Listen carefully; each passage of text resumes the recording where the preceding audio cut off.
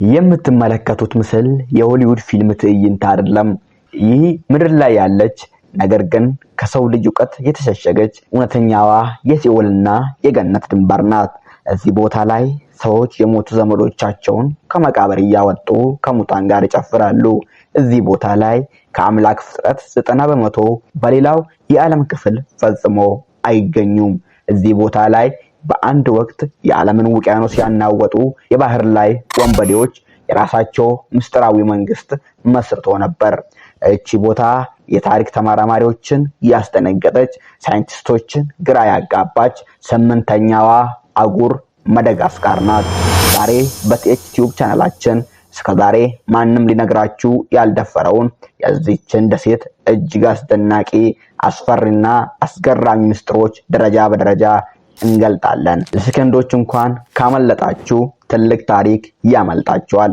እስከ መጨረሻ አይናችሁን ሳትነቅሉ ተከታተሉን። ታሪካችን የሚጀምረው ከታላቋ ደሴት አስፈሪ ትዝታ ነው። በ19ኛው ክፍለ ዘመን እቺ ደሴት በዓለም ታሪክ ታይቶ በማይታወቅ ጨካኝና ደም አፍሳሽ ንግስት ትተዳደር ነበር። ንግስት ራና ቫሎና ለነጣው ህዝብና ለአውሮፓውያን እውነተኛ ሲኦል የሆነችው እቺ ንግስት በግዛቷ ውስጥ ወንጀለኛ ነው ብላ የጠረጠረችውን ሰው የምታስቀጣው በችሎት ወይም በምስክር አልነበረም። ይልቁንስ ታንጊና የተባለ እጅግ አስፈሪ መርዛማ ፍሬ እንዲበላ ታዝ ነበር። ህጉ ቀላል ግን አስፈሪ ነበር። መርዙን በልተ ካለቀስክ ወይም ከተፋ ነፃ ነህ። መርዙ ገሎ ከተደፋ ግን ወንጀለኛ ነበርክ ተብለ አጽም እንኳን ይጣላል። በዚህም አሰቃቂ የደም ፍርድ ብቻ በ10 ሺዎች የሚቆጠሩ ሰዎች በንግስቲቱ እግር ስር አልቀዋል። ነገር ግን ይህ የመጨረሻ ምስጢር አልነበረም። እስኪ አስቡት፣ በመላው ዓለም የሚፈለጉ ደመጣጭ የባህር ላይ ወንበዴዎች አንድ ላይ ተሰብስቦ የራሳቸውን አገር ቢመሰርቱ ምን ሊፈጠር ይችላል?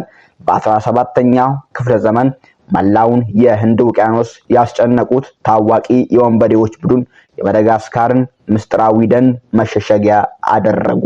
እዚያም ሊበርታቲያ የተባለች የራሷ ህግና ባንዲራ ያላትን የወንበዴዎች ነፃ ሪፐብሊክ መሰረቱ። እዚህ ቦታ ህግ አልነበረም፣ የወንበዴዎች ንጉስ እንጂ። የሚገርመው ዛሬም ድረስ በማዳጋስካር ቅድስት ማርያም በተባለች ደሴት ላይ የራስ ቀልና የቆዩ አጥንቶች ምልክት የተቀረጸባቸው የባህር ላይ ወንበዴዎች መቃብር በግልጽ ይታያል። ይህ ቦታ የዓለምን ሀብት የዘረፉ ሰዎች የመጨረሻ የእረፍት ቦታ ነበር። አሁን ደግሞ አእምሯችሁን ወደሚያስታውቀው እውነተኛው አስደንጋጭ ባህል እንወስዳችሁ።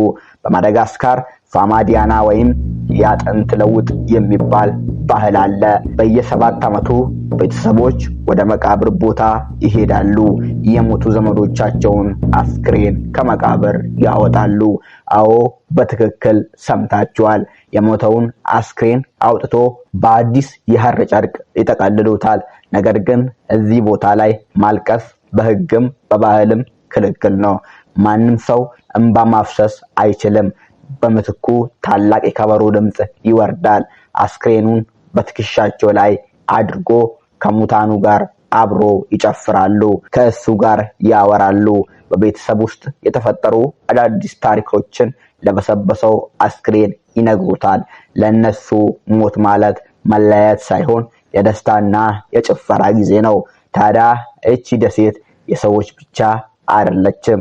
ከ88 ሚሊዮን ዓመታት በፊት ከሌላው ዓለም ተለይታ ለብቻዋ በመቅረቷ ተፈጥሮ እዚህ ቦታ ላይ የራሷን ድቅል ዓለም ፈጥራለች። በአንድ ወቅት በዚህ ደሴት ላይ የዝሆን ወፍ የተባለ ቁመቱ 3 ሜትር የሚደርስ ክብደቱ ደግሞ ግማሽ ቶን የሚመዝን ግዙፍ ወፍ ይኖር ነበር። እንቁላሉ ብቻ የአንድ ሰውን ጭንቅላት ያህላል። እንዲሁም እንደ ጎሪላ ግዙፍ የሆኑ ሌሙርሶች ይኖሩ ነበር። ዛሬም ቢሆን በምድር ላይ የትም የማይገኙ 90% ፍጥረታት የሚኖሩት እዚሁ ነው። ከሰማይ የተተከሉ የሚመስሉ ግዙፍ የባሁባብ ዛፎች ደሴቷን ከምድር ይልቅ የሌላ ፕላኔት አስመስለዋታል። አያችሁ አይደል? ማዳጋስካር ማለት በካርታ ላይ የምናያት ደሴት ብቻ አይደለችም። የሰዎች አመጣጥ ምስጢር፣ የንግስቲቷ ጨካኝ ታሪክ፣ የወንበዴዎች ደሴትና ከሙታን ጋር የሚደረገው ጭፈራ እቺን ምድር ልዩ አድርጓታል። ለመሆኑ እናንተ በዛሬው የታሪክ ጉዟችን ላይ ይበልጥ ያስደነገጣችሁ ወይም ያስደመማችሁ የትኛው ነጥብ ነው? ከሙታን ጋር መደነስ ወይስ የንግስቲቱ መርዛማ ፍርድ? ሐሳባችሁን አሁኑኑ በኮሜንት ጻፉልን። ይሄንን ቪዲዮ ከወደዳችሁት አሁኑኑ ላይክ በማድረግ ለሌሎቹ እንዲደርስ ሼር አድርጉ። እንደዚህ አይነት ያልተሰሙና ድንቅ ታሪኮችን ሁልጊዜ ለማግኘት ደግሞ የቲኤች ቲዩብ ቤተሰብ ለመሆን አሁኑኑ ሰብስክራይብ ማድረጋችሁን አትርሱ። በሚቀጥለው ሳምንት በሌላ አስገራሚ ምስጢራዊ ታሪክ እስክንገናኝ ሰላም ሁኑ።